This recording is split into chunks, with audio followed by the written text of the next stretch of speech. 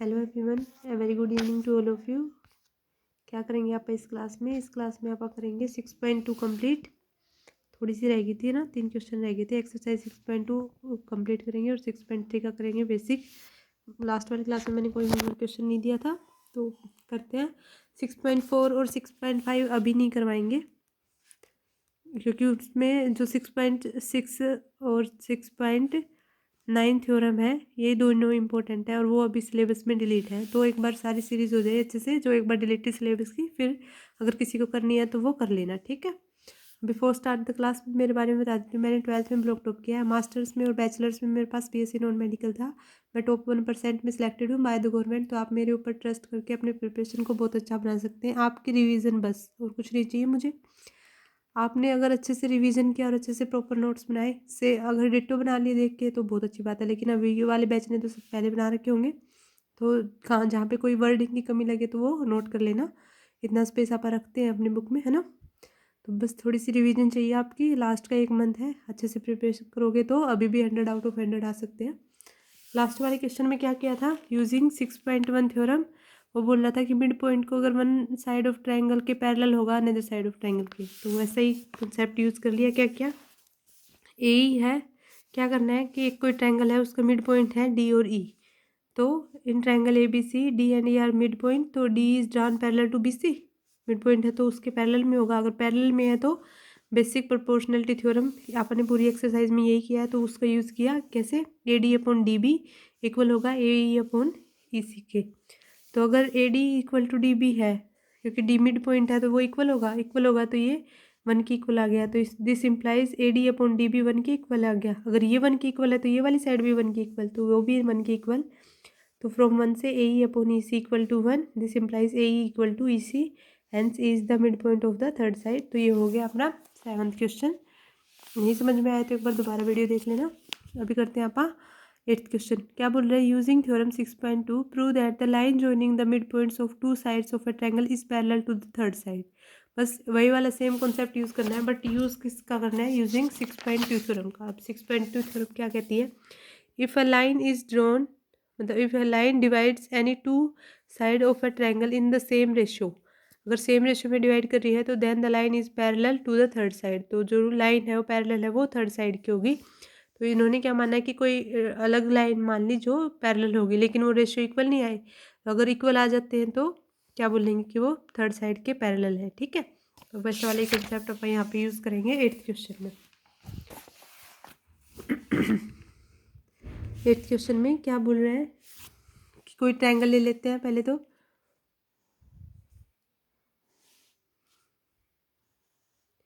ये कोई ट्रायंगल ले ली, ADEB और C। D इसको मिड पॉइंट वाला ज्वाइन करने वाला है। उन्होंने क्या बोला है कि prove that the line joining the midpoint of any two sides of a triangle is parallel to the third side. तो मतलब प्रूव करना है कि D है वो पैरेलल है BC के। ऐसा ही सेम 7th में किया था, तो वही वाला कंसेप्ट यूज़ करेंगे बस, और कुछ नहीं करना, ठीक है। तो सेम एज 7th भी लिख सकती हूँ मैं यहाँ पे, लेकिन सिर्फ आपको समझाने के लिए एक बार दोबारा बता रही हूँ, क्योंकि वो मैंने होमवर्क डाला था, ठीक है। अब इसका लिखने का तरीका देख लेना। In triangle ABC in which D and E are mid point, ये इन्होंने दिया हुआ है, ठीक है।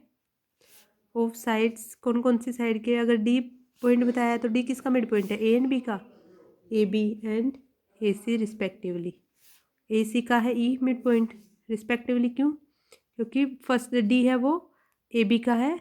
रिस्पेक्टिवली नहीं लगाते तो इसका मतलब ये चेंज हो जाते, तो रिस्पेक्टिवली में उसी का बन गया जिसका था, और चेंज भी नहीं होगा अगर वो वर्ड यूज़ किया। प्रूव क्या करना है? D पैरेलल है BC के, ये आखिरी में निकालना है। अब आपको पता है, क्या पता है? करते हैं प्रूफ। ये 2-3 बातें ध्यान रखना है। कौन सी वाली? गिवन का G बड़ा, टू प्रूफ का T बड़ा, प्रूफ का P बड़ा, क्योंकि इनके मार्क्स होते हैं। ये वैसे भी अगर शो ऑफ में भी अच्छा लग रहा है, लेकिन इंग्लिश की एक वर्ड होता है ना कि हाँ भाई एक सेंटेंस कंप्लीट हो गया, दो फुल स्टॉप लगने के बाद जो न्यू लाइन की स्टार्टिंग होगी तो वो विद कैपिटल वर्ड होगी, तो वैसे वाला भी। और यहाँ पे ये मायने रखते हैं क्योंकि इसमें सिर्फ लिखने का ही कंसेप्ट है, प्रूव तो आप आराम से कर ही सकते हैं ना। तो सिंस क्या गिवन है, D and E are mid points, किसके मिड पॉइंट है, डी किसका मिड पॉइंट है, ए बी का, ठीक है लिख दिया। एंड ई किसका मिड पॉइंट है, ए सी का, एंड ई सी रिस्पेक्टिवली, तो वो मिड पॉइंट है। अगर मिड पॉइंट है तो this implies A D equal होगा बी डी बी के, है ना। और ऐसे ही ए इक्वल होगा ई सी के। मिड पॉइंट की तो यही प्रोबेबिलिटी होती है कि वो सेम रेशो में डिवाइड करेंगे, है ना। अब सेम रेशो में डिवाइड करेंगे तो since A D equal to D B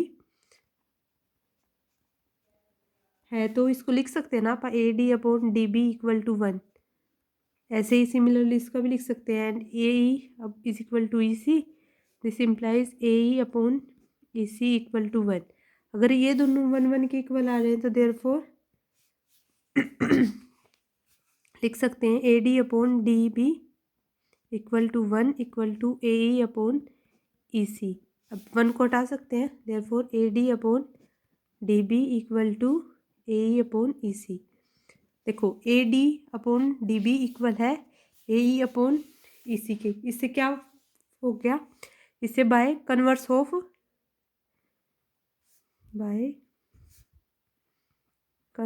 of ratio proportionality theorem, proportionality की शॉर्ट फॉर्म यूज़ कर भी आपको नहीं करनी, या थेल्स थ्योरम, वी हैव, दोनों इक्वल आ गए तो इसका मतलब है डी ई है वो पैरेलल है, डी ई पैरेलल है पी सी के, हैंस प्रूव, डी हो गया प्रूव। कुछ नहीं किया, बस उसको पैरेलल वाली कंडीशन गिवन थी, D and E mid point थे। अब मिड पॉइंट है दोनों इक्वल आएंगे तो इक्वल टू 1 कर लिया, यहाँ पे भी इक्वल टू 1 कर लिया। अब 1 इक्वल है तो रेशो सेम हो गए, तो converse of ratio proportionality theorem से, अगर रेशो प्रोपोर्शनलिटी थ्योरम क्या है कि अगर कोई लाइन पैरेलल है तो वो सेम रेशियो में डिवाइड करेगी। कन्वर्स में क्या है कि अगर सेम रेशियो में डिवाइड कर रही है तो वो पैरेलल ही होगी, ठीक है। तो ये जिसकी कॉन्सेप्ट था। अब करते हैं 9th question. ABCD is a trapezium in which AB is parallel to DC and its diagonal intersect each other at the point O. Show that AO upon BO equal to CO upon DO. अब ABCD एक trapezium बनाना है, ठीक है।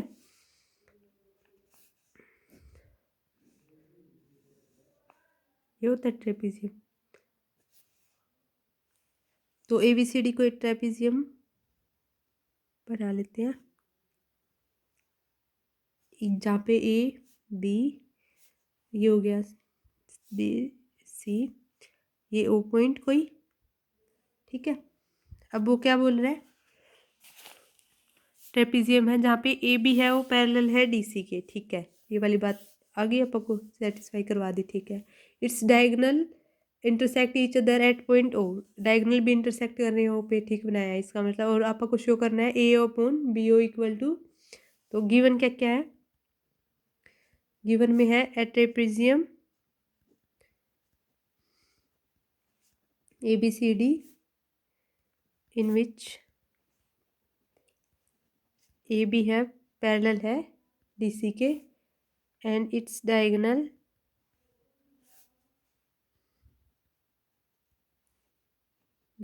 AC and BC, AC and BD, AC और BD के diagonal intersect कर रहे हैं किस पे,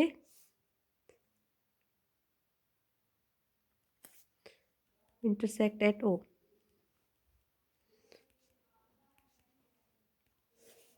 ओ पे मिल रहे हैं, इंटरसेक्ट कर रहे हैं, काट रहे हैं एक दूसरे को, कहाँ पे काट रहे हैं, ओ के ऊपर काट रहे हैं, ठीक है।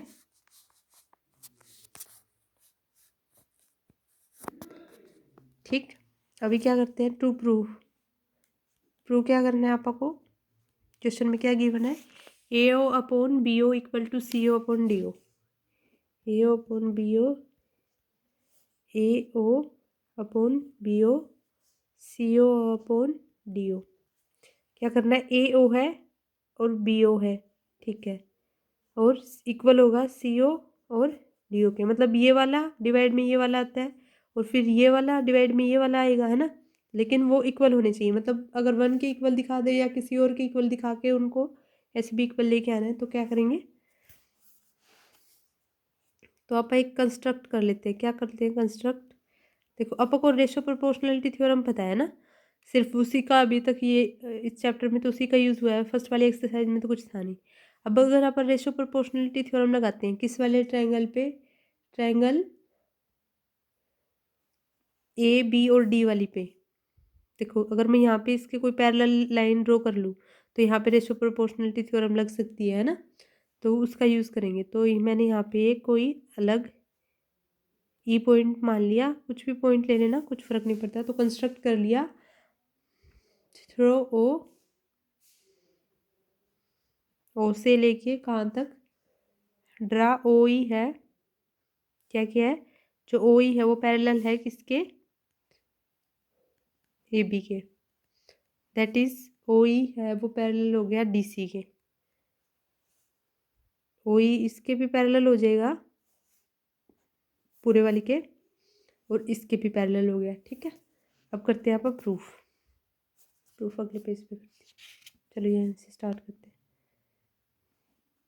प्रूफ में अगर ट्रायंगल लेते हैं, in triangle A D C, A D और सी, इस ई ओ है वो पैरेलल है डी सी के, तो ओ ई है वो पैरेलल है डी सी के, तो बाय बेसिक प्रोपोर्शनलिटी थ्योरम या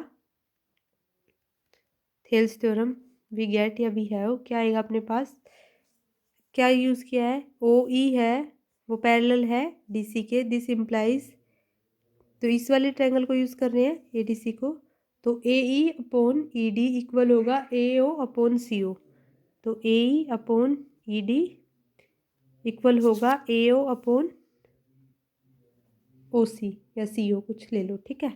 फिर अगर आप ट्रायंगल यूज़ करते हैं ए डी बी, है ना, तो ए डी बी यूज़ करेंगे तो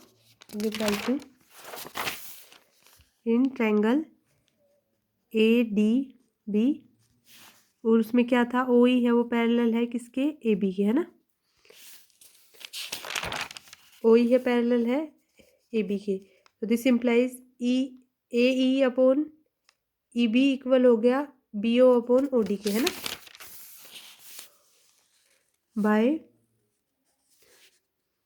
basic proportionality theorem we have, क्या आएगा, E D upon A E O D upon O B, E D upon A E O D या D O upon O B. अगर मैं इसको चेंज कर लूँ तो क्या आ जाएगा मेरे पास, मुझे चाहिए कुछ ऐसा ऐसा ए ओ अपॉन सी ओ या ए ई अपॉन ई डी, है ना, ए ई अपॉन ई डी, तो इसको अगर इन्वर्स कर लेते हैं, मतलब चेंज कर लेते हैं, चेंज ये सिर्फ इन टाइप है ताकि समझ में आ जाए, तो A E upon E D अगर ऐसे कर लिया तो ये O B upon D O हो जाएगा या ओ डी हो जाएगा, है ना। इसका क्या फ़ायदा हुआ, देखो ऐसी ही पहले कंडीशन बना रखी है और ऐसी ही सेकंड कंडीशन बना दी, और सेकंड वाली कंडीशन से क्या हो रहा है कि वो दोनों आ जाएंगे equal, from first and second equation we obtain that, क्या आ गया, ए ये तो इक्वल ही था, तो O B upon D O, O है ये डी है, पहले वाले में क्या था, पहले वाले में था ए ओ अपॉन सी ओ, तो ए ओ अपॉन सी ओ, प्रूव क्या करना है, ए ओ अपॉन बी ओ और सी ओ अपॉन डी ओ, तो चेंज कर लेते हैं, this implies A O upon, इस ओ बी को यहाँ पे ले आते हैं, equal to C O upon D O, हो गया प्रूफ, हेंस प्रूव्ड, जो प्रूव करना था वो हो गया, बस क्या किया है, एक पैरेलल लाइन ड्रॉ कर ली, इस वाले ट्रायंगल की होगी जो, इस वाले ट्रायंगल की थी जो, और फिर एक पूरी बड़ी ट्रायंगल की ADC वाली की, ठीक है। तो एक बार तो यूज़ किया सिर्फ इस वाले ट्रायंगल का, फिर एक बार यूज़ किया सिर्फ इस ट्रायंगल का, दोनों पे लगाइए बेसिक प्रोपोर्शनलिटी थ्योरम और उससे आ गया अपना प्रूफ। थोड़ा से चेंज करना पड़ेगा जो अगली ने मांगा है उसके अकॉर्डिंग, ठीक है। अब करते हैं 10th question. The diagonal of a quadrilateral ABCD intersect each other at the point O such that.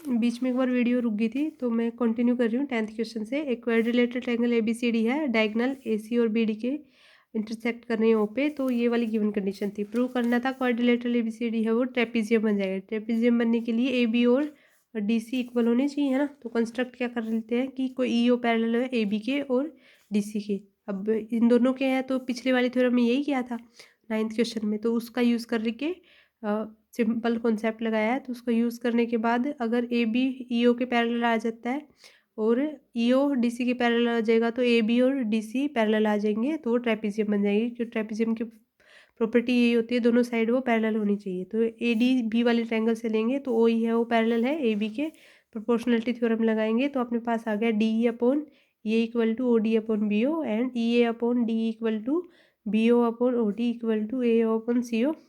ये कंसेप्ट क्वेश्चन में गिवन था इसलिए लगा दिया, ठीक है। अब अगर यहाँ से देखें तो E upon D equal to AO upon C हो गया। अब आपको पता है कि अगर रेशियो प्रोपोर्शनल है, मतलब रेशियो सेम आ रहे हैं, तो converse of basic proportionality theorem से वो पैरेलल होंगी लाइंस। तो EO है वो AB के पैरेलल हो गया। ऐसे ही अगर EO इसके पैरेलल आ गया तो AB के पैरेलल आ गया तो EO DC के भी पैरेलल आएगा। अब वो अगर उन दोनों के पैरेलल आ रहा है तो दिस इम्प्लाइज AB है वो DC के पैरेलल हो रही है तो क्वाड्रिलेटरल है वो एक ट्रेपीजियम बन रही है, ठीक है। ऐसा कॉन्सेप्ट था, उसी को यूज़ किया। अब करेंगे अपन 6.3 का बेसिक। 6.3 का बेसिक क्या, सिमिलरिटी ऑफ क्राइटेरिया। ये मैंने आज सुबह बताया था क्लास में कि 3 आप यूज़ करेंगे SSS और AAA और SAS, ठीक है। तो उसका यूज़ करेंगे 6.3 थ्योरम है कि if in two triangles corresponding angle are equal then their corresponding side are in the same ratio and hence the two triangles are similar. Means अगर कोई भी दो ट्रायंगल गिवन है और उसमें कोरस्पोंडिंग एंगल इक्वल है तो उनकी कोरस्पोंडिंग साइड का जो रेशियो हो सेम रेशियो आएगा, वो प्रोपोर्शनल में होंगी तो उनको सिमिलर बोल देंगे। तो ये एंगल वाली प्रॉपर्टी सेटिस्फाई करेगा, मतलब ये होगा एंगल वाले के लिए जिसमें एंगल इक्वल होने चाहिए, ठीक है। फिर ऐसे ही 6.4 है, वो क्या बोल रहे हैं, if in two triangle sides of one triangle are proportional in the same ratio the sides of the other triangle their corresponding angle are equal and hence two triangle are similar. इसमें sides का proportional equal होना चाहिए और अगर angle given है तो वो equal होंगे, ठीक है। तो देखो जहाँ पे साइड बता रखा है वहाँ पे साइड्स में आएगा हमेशा प्रोपोर्शनल, एंगल आएगा वहाँ पे आएगा इक्वलिटी। तो एंगल होंगे वो इक्वल होंगे कॉरस्पॉन्डिंग और साइड्स होंगे वो प्रोपोर्शनल आएंगे तो उनको बोलेंगे सिमिलर। ऐसे ही एक है SAS वाली प्रॉपर्टी, उसमें क्या है, if one angle of a triangle is equal to one angle of the other triangle and sides including this angles are proportional then the two triangles are similar. कि अगर कोई, देखो this criteria is refer to side angle side, मतलब क्या होना चाहिए कि एक तो साइड, दो तो साइड इक्वल आ जाए और एक एंगल इक्वल आ जाए तो उसको बोलेंगे SAS सेटिस्फाई करने वाला, ठीक है।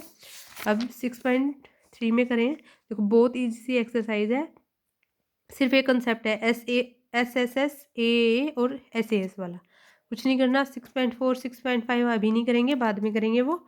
तो 6.3 का करते हैं अपन start which state which pairs of triangle in figure 6.34, ये आगे फिगर दे रखी है एक्सरसाइज में सारी में। अब right the similarity criteria used by you for answering the questions and also write the pair of similar triangle in the symbolic form। means कौन सा SS बन रहा है, SSS SSS वाला बन रहा है, AAA बन रहा है या SAS बन रहा है, ठीक है। अब करते क्वेश्चन। देखो ये एंगल है, इसमें मैं फिगर ड्रॉ नहीं करूँगी, थोड़ा सा ज़्यादा टाइम लग जाता है तो वीडियो ज़्यादा लंबी हो जाती है और आपका मतलब एक्सरसाइज कंप्लीट नहीं हो पाती, इसलिए मैं फिगर ड्रॉ नहीं करूँगी। अच्छे से समझाऊंगी ज़रूर, ये मेरी छोटी है। समझाने में अगर कहीं पे भी कमी लगे तो बता देना कमेंट बॉक्स में, क्योंकि अगर समझ नहीं आ रहा तो इसका मतलब क्या फ़ायदा क्लास लेने का ना। बच्चों को समझ ही नहीं आ रहा, वैसे फालतू में लेक्चर चल रहा है। ऐसा लेक्चर नहीं चाहिए आपको, सबको समझ आना चाहिए। नहीं समझ में आए तो बताना चाहिए कि मैम यहाँ नहीं समझ आया, प्लीज़ बता दो, रिपीट कर दो, ठीक है। तो एंगल ए है, यहाँ पे एंगल पी है। अब जहाँ पे भी जो एंगल सेम सेम दिख रहे हैं ना, तो उसको कंसिडर करो।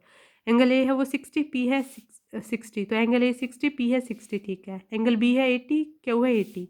एंगल बी 80 है, क्यू भी 80 के इक्वल आ गया, ठीक है। एंगल सी है 40 एंड एंगल आर है 40। तो दिस में इम्प्लाइज कि तीनों के तीनों एंगल सेम आ रहे हैं। तीनों एंगल सेम आ रहे हैं तो ट्रिपल ए प्रॉपर्टी सेटिस्फाई होगी ना, by triple A criteria of similarity. Triangle A B C जो सिमिलर होगी ट्रायंगल पी क्यू आर की, तो सिमिलरिटी क्राइटेरिया लग गया। अब देखते हैं second triangle A B C और पी क्यू आर। देखो अगर मैं 3/6 करूँ, ए सी अपॉन पी ओ करूँ तो 3/6 1/2 आ रहा है, ठीक है। बी सी अपॉन अगर पी क्यू आर करूँ, छोटी सी बात नोट करने वाली, यहाँ पे एंगल 90 का बन रहा है, यहाँ पे भी एंगल 90 का बन रहा है। मतलब जो ए बी अपॉन अगर क्यू आर करेंगे तो ये बेस बेस या हाइट हाइट, मतलब कुछ एंगल नहीं बता सकते ना अभी, लेकिन रेशियो अगर सेम बन रहे हैं तो आप उसको कंसिडर कर सकते हैं। तो साइड साइड वाली प्रॉपर्टी यहाँ पे सेटिस्फाई हो सकती है। अगर A C upon P Q करूँ, A B upon Q R करूँ और B C upon P R करूँ, तो उससे क्या आएगा, रेशियो सेम आ जाएंगे, साइड्स के रेशियो सेम आ जाएंगे। तो क्या करते हैं, A B upon A P upon sorry A B upon Q are.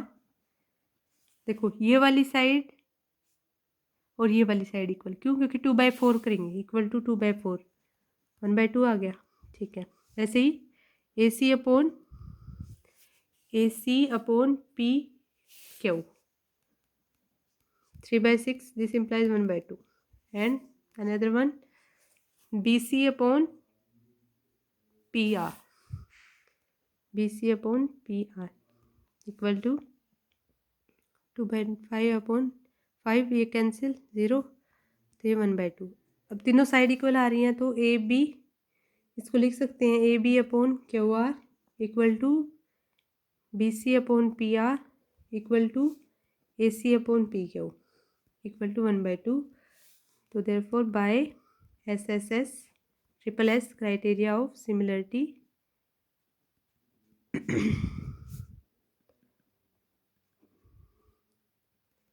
Triangle A B C हो सिमिलर होगी किसके, triangle P Q R. Okay, easy सा कॉन्सेप्ट था। अब करते हैं अपन फर्स्ट का थर्ड पार्ट। फर्स्ट के थर्ड में क्या है, देखो एल एम है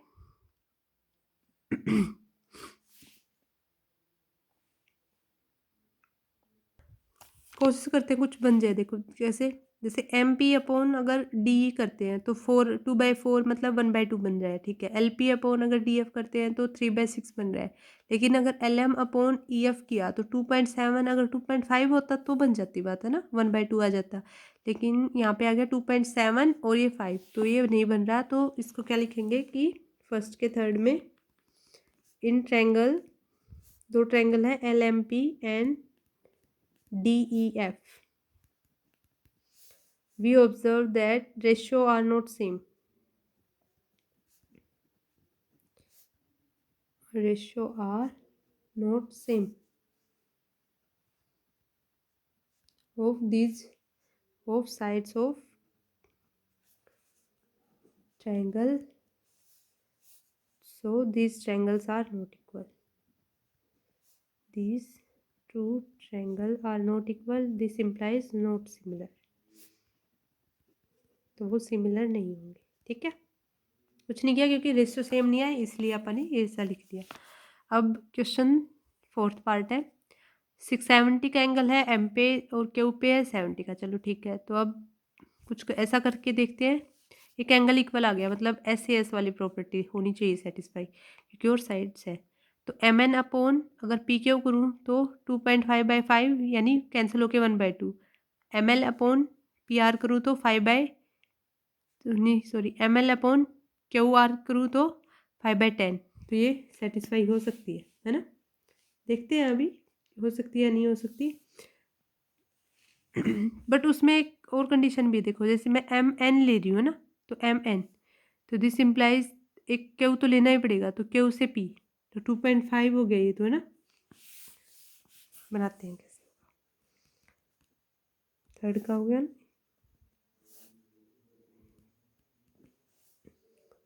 in triangle MNL and M से स्टार्ट किया तो QPR, क्योंकि मैंने यहाँ पे M वाला एंगल 70 है, Q वाला 70 है, तो उसी से स्टार्ट किया है, ठीक है। अब ऑब्जर्व किया क्या कि एंगल M है और एंगल Q है, वो तो आ गया 70 डिग्री, ठीक है। अब M/N करेंगे और P/Q, ठीक है,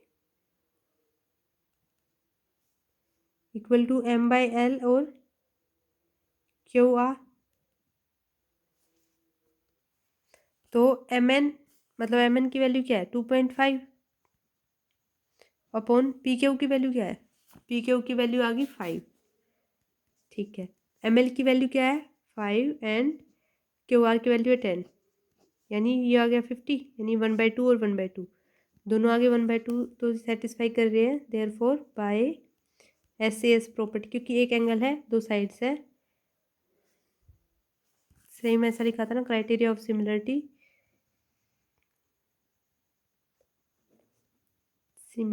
these triangles are equal, these triangles are equal, वो इक्वल आ रहे हैं, इसलिए वो सिमिलरिटी की इक्वल मतलब इक्वल आ गए, तो सिमिलर, इक्वल नहीं लिखना था, सिमिलर लिखना था। रेशियो आ गई इक्वल, एंगल आ गया इक्वल और रेशियो का प्रोपोर्शनल आ गया सेम, इसलिए उसको लिख दिया।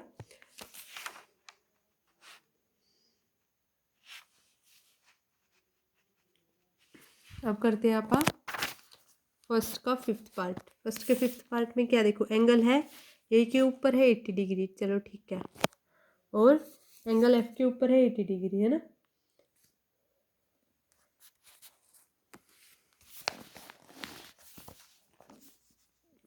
यहाँ पे अच्छे से देखना, एंगल ए पे 80 डिग्री, एंगल एफ पे 80 डिग्री, ए बी अपॉन अगर कुछ करूँ मतलब DF कर लेते हैं, चलो ए बी अपॉन अगर DF किया तो 2.5 अपॉन 5 1/2 आ गया, ठीक है। BC अपॉन EF किया तो 6 आ गया, तो इसको लिखते हैं आप फर्स्ट का कौन सा कर रहे हैं, फिफ्थ पार्ट, कि एंगल ए है वो है 80 के इक्वल, सही है, एंगल एफ है वो 80 के इक्वल, ब्लर आ रही है थोड़ी सी वीडियो, ठीक है। और ए बी अपॉन अगर डी ही निकाल DF कर दूं तो AC अपॉन किसके इक्वल आना चाहिए, EF के इक्वल आना चाहिए, है ना। क्यों, अगर मैंने ऐसे ही क्यों लिया, AB मतलब एंगल से इस तरफ वाला ले लिया, तो एंगल से इस तरफ वाला हो गया, DF वाला हो गया, ठीक है। वैसे ही किसी भी साइड के ले सकते हैं ना। अब यहाँ पे AB क्या है 2.5, DF क्या है 5, AC क्या है, AC तो कुछ गिवन नहीं है, एक बार नॉट गिवन लिख लेते हैं, नॉट गिवन, और EF 6 है। तो अब ये गिवन ही नहीं है, तो ये इक्वल की तो पॉसिबिलिटी हो नहीं सकती, अगर गिवन होता तो कुछ बताते। Therefore AC is not given,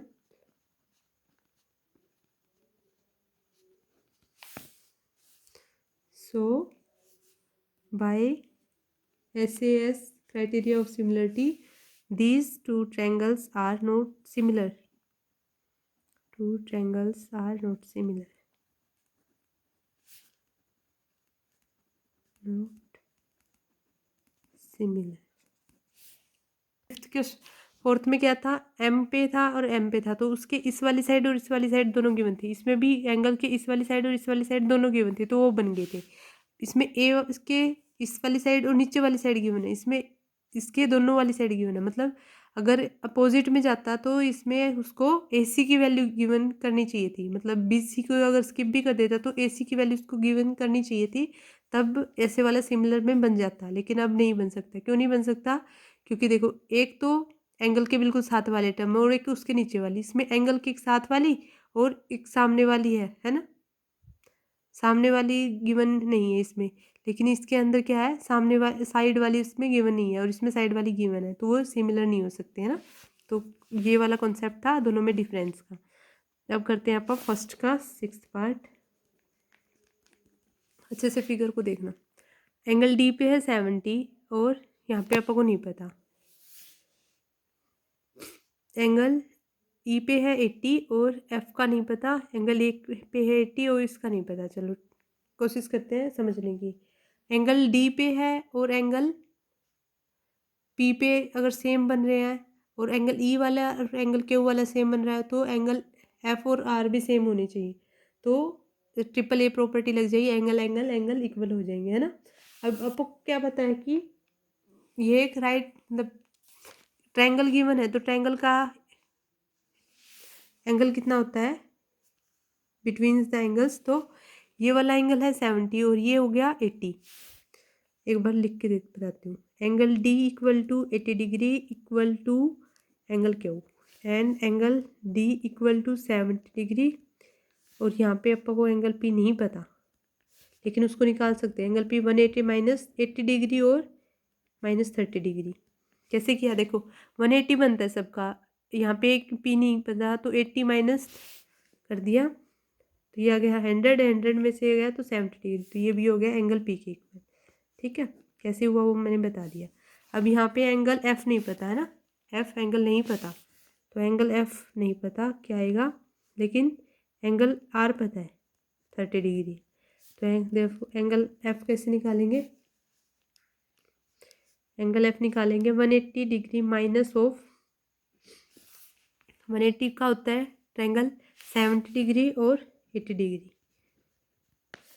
this implies ये हो गया 150, यानी ये हो गया 180 डिग्री माइनस 150 डिग्री और ये 30 degree.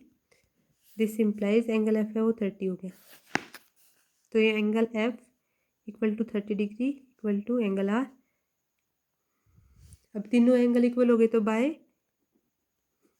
Triple A criteria of similarity angle D F triangle D F and triangle P Q R similar, तो वो बन गए सिमिलर। अब करते हैं आप सेकेंड का क्वेश्चन। सेकेंड वाला क्वेश्चन करेंगे आप कल की क्लास में, ठीक है। तो अगर कुछ समझ रहा है तो कमेंट बॉक्स में बता देना। अगर अच्छा लग रहा है, अच्छा समझ में आ रहा है, तो प्लीज़ शेयर करें, सब्सक्राइब करें चैनल को। कोई भी 10th 11th 12th में प्रिपेयर कर रहा है तो उसको प्लीज़ इन्फॉर्म करें चैनल के बारे में, ताकि उसकी प्रिपरेशन बहुत अच्छी हो उसके। 25 फेब से मैंने बताया था कि आप करेंगे सीरीज स्टार्ट, जो पीछे प्रीवियस ईयर पेपर आए हुए हैं, जो मोस्ट एक्सपेक्टेड क्वेश्चन होंगे, तो वो आपके एक लेवल को इंक्रीज़ कर देंगे, मतलब जहाँ पे 80 आ रहे थे वहाँ पे 95 आने की पॉसिबिलिटी बन जाएगी। तो सेशन के साथ जुड़े रहें, सीरीज़ में भी पार्टिसिपेट करें। नहीं समझ में आए तो कमेंट बॉक्स में प्लीज़ बताएं। श्योरिटी मैं ले रही हूँ, डेफिनेटली अच्छे मार्क्स आएंगे ही आएंगे, बस आपकी रिवीजन चाहिए। आपकी रिवीजन है तो मतलब मेरा पढ़ाया हुआ सक्सेसफुल है, ठीक है। मुझे वही चाहिए कि जिसको मैं समझाऊँ उसको अच्छे से समझ में आ जाए, क्या पेपर में लिखना है क्या नहीं लिखना, सब कुछ अच्छे से। कुछ पर्सनल गाइडेंस चाहिए तो मेरा इंस्टा पे अकाउंट है लर्न मैथमेटिक्स डेली, तो आप वहाँ पे फॉलो कर सकते हैं। किसी को कमेंट बॉक्स में यहाँ पे ये होता है कि मेरी इंसल्ट हो जाएगी या कुछ और, तो ऐसा कुछ नहीं होता। बट अगर फिर भी कुछ है डाउट तो लर्न मैथमेटिक्स डेली पे पूछ सकते हैं, इंस्टा अकाउंट है। Thank you so much for watching and listening me. Okay bye.